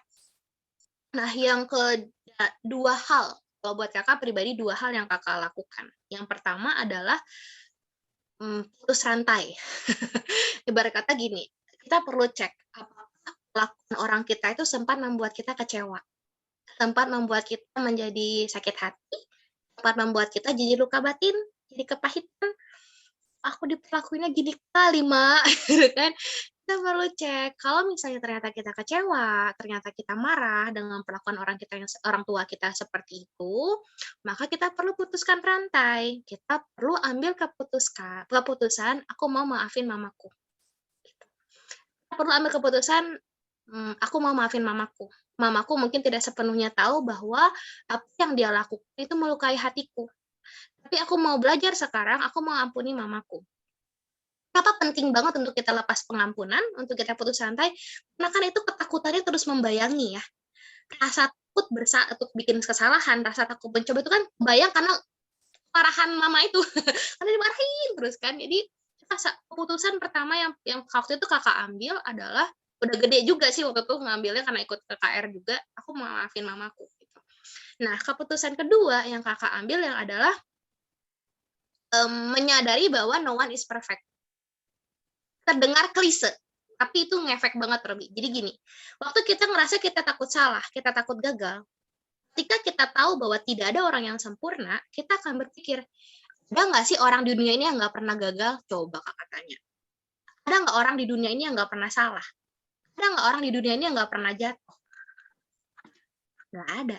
Jadi kalaupun kita salah, bareng kok. Kita sama kok dengan orang-orang lain di dunia ini yang juga pernah lakukan kesalahan.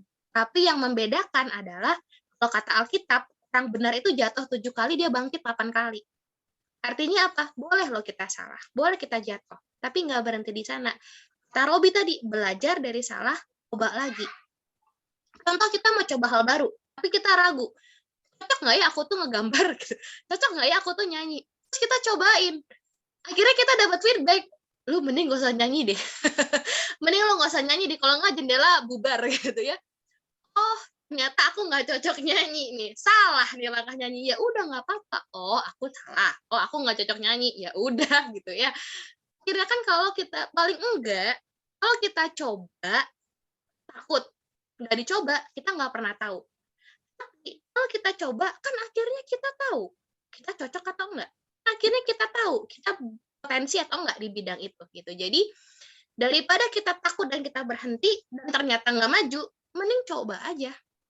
Toh kalau salah belajar kok, ya nggak? Kalau salah juga belajar. Beda sama konteks dosa ya. Kalau dosa kita udah tahu, jangan dicoba. Kalau udah tahu itu dosa mah jangan dicoba. Tapi untuk satu hal baru yang mungkin akan mengembangkan diri, coba aja dulu, nggak apa-apa. Kalau salah, belajar. Itu Robi. Jadi tos dari jauh ya. Nasib.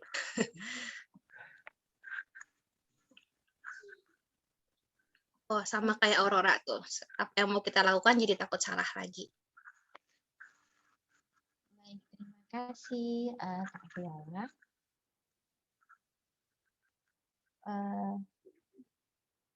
Apakah Ibu Elvi ada tanggapan?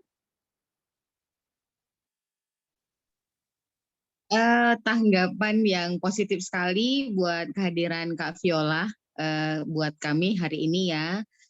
Jadi ada banyak pengetahuan dalam hal kejiwaan, bagaimana kami mengenal diri sendiri. Tentu, tapi dari tadi saya mikir terus ya nggak mudah ya, nggak semudah apa yang dikatakan Kak Viola tadi ya teman-teman ya. Butuh proses yang panjang dan kita juga butuh komunitas ya, saling berbagi. Dan seperti yang tadi itu menarik sekali menurut saya, jangan disimpan sendiri, jangan hidden self ya. Jangan sampai orang nggak tahu apa kekurangan kita, siapa kita. Nah di sini kita ada untuk bisa jadi teman-teman, sahabat, sharing ya, supaya kita bisa saling berbagi satu dengan yang lain. Jikalau teman-teman masih ingin mengembangkan potensinya, mengenal diri sendiri, nanti kita kepanggil lagi Kak Viola datang gitu. Mungkin dengan materi yang baru, mungkin ya Kak ya, dalam pikiran saya ini saya juga dulu pernah seperti mereka, saya tahu ini, saya tahu itu, tapi kok satu pun nggak ada yang menonjol ya gitu. Jadi mungkin, tapi saya tahu juga bahwasanya di sekolah ini, di sekolah metodis pada umumnya, kita juga tes psikologi ya Kak ya. di awal-awal itu, awal-awal masuk kita akan dipandu. Nah, kita cocoknya di bidang apa gitu. Tapi mungkin masih ada yang ngambang gitu, seperti kata Kak Viola, masa-masa remaja itu adalah masa-masa ambang.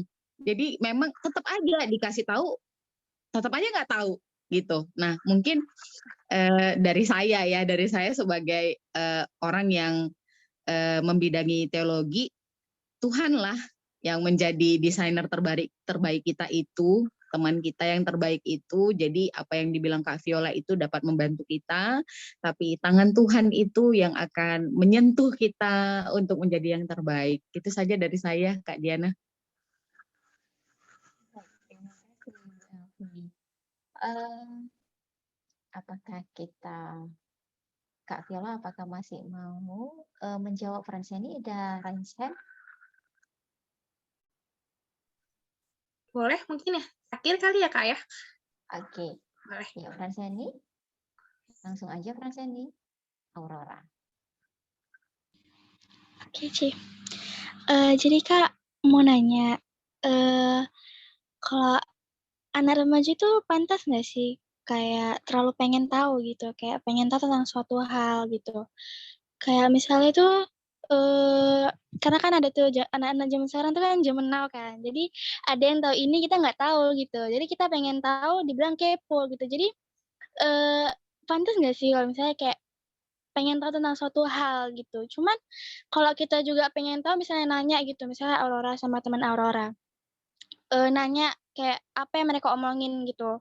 Nah, eee, mereka ngomongin apa Aurora nggak ngerti gitu, Aurora tanya, "Ngomongin apa sih?" Misalnya gitu. Mereka bilang kayak terlalu kepo gitu. Nah, itu kayak pantes nggak sih kalau misalnya anak remaja itu kayak terlalu pengen tahu tentang apa yang diomongi, apa yang, pokoknya yang kita nggak tahu, cuman orang lain itu tahu, Kak. Itu gimana ya?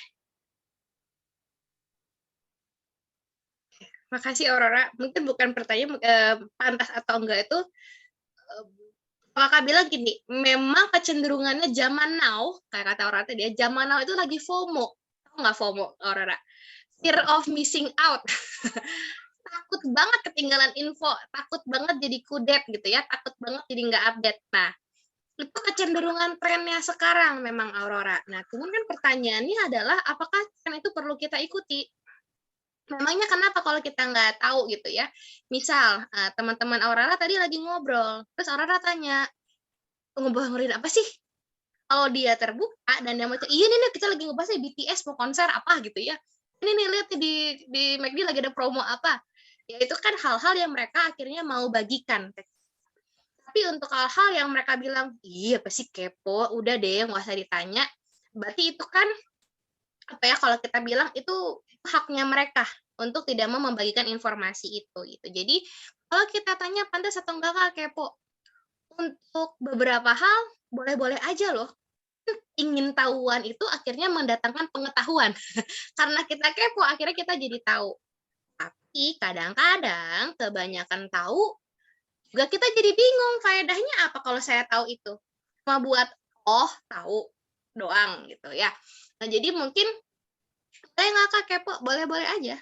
Kalau memang pengetahuan itu pada akhirnya yang kita perlukan. Kalau kita perlu tahu, tapi kalau kekepoan itu ternyata menyakiti teman kita atau membuat teman kita ngerasa nggak nyaman atau ngebuat dia ngerasa kalau bahasa kalian gitu ya ada privasi guys, ada ruang privasi yang mau kita langgar, nah mungkin ada baiknya kita tidak perlu tahu. Kadang-kadang tricky sih Aurora, di satu sisi kepo itu perlu banget karena itu kan juga nunjukin care ya. Kalau kita nggak nanya teman kita, kamu gimana hari ini, gimana kabarnya, kita nggak pernah tahu dia lagi ngalamin apa. Tapi kalau teman kita memutuskan untuk tidak memberitahu, apa kita berbesar hati aja bahwa itu haknya dia sedang tidak mau ngasih tahu gitu. Aurora mungkin ya. Oh, oke Kak, makasih Kak. Sama-sama. Baik, terima kasih semuanya, khususnya buat Kak Viola yang sudah melayani kami di malam hari ini. Biarlah Tuhan memberkati setiap pelayanan Kak Viola, keluarga, bahkan studi.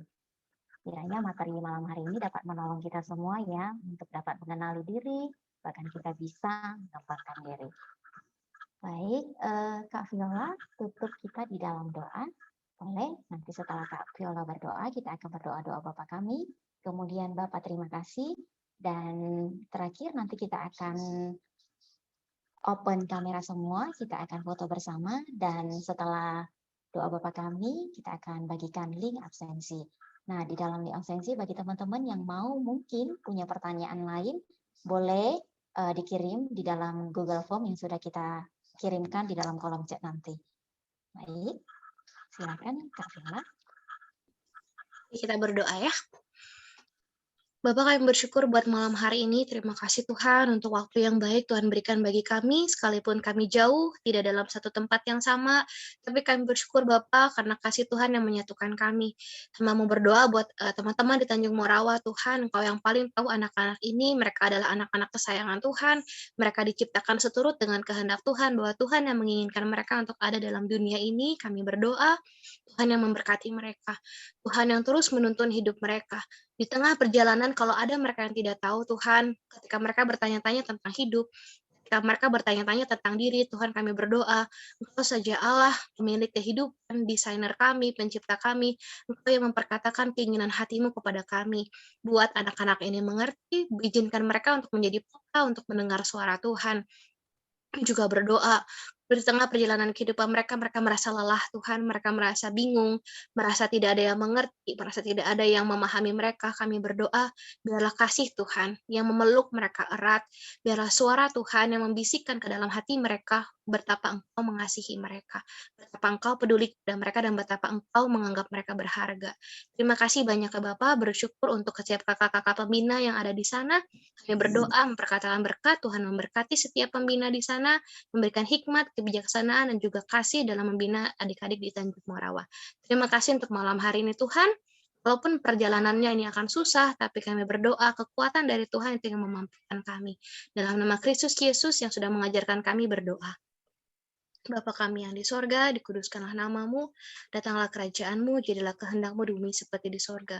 Berilah kami pada hari ini makanan kami yang secukupnya, dan ampunilah kami akan kesalahan kami, seperti kami juga mengampuni orang yang bersalah kepada kami. Dan jangan bawa kami ke dalam pencobaan, lepaskanlah kami daripada yang jahat, karena Engkau yang punya kerajaan dan kuasa dan kemuliaan sampai selama-lamanya. Amin. Bapak terima kasih. Terima kasih, Bapa, terima kasih, Bapa di dalam surga, terima kasih, amin. Amin. Link Google Form kita akan bagi di kolom chat. Mari teman-teman kita semuanya open kamera.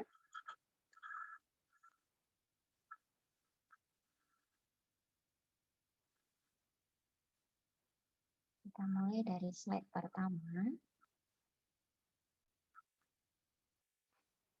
Hai, shalom semuanya. Udah nyanyi itu sama aja. Yuk, yang merasa terberkati pada malam hari ini, tunjukkan senyuman yang termanismu.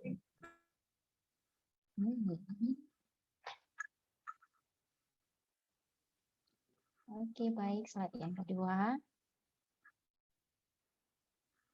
Slide ketiga.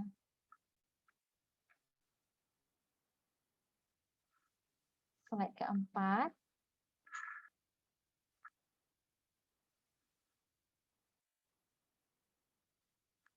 Oke, selesai ya.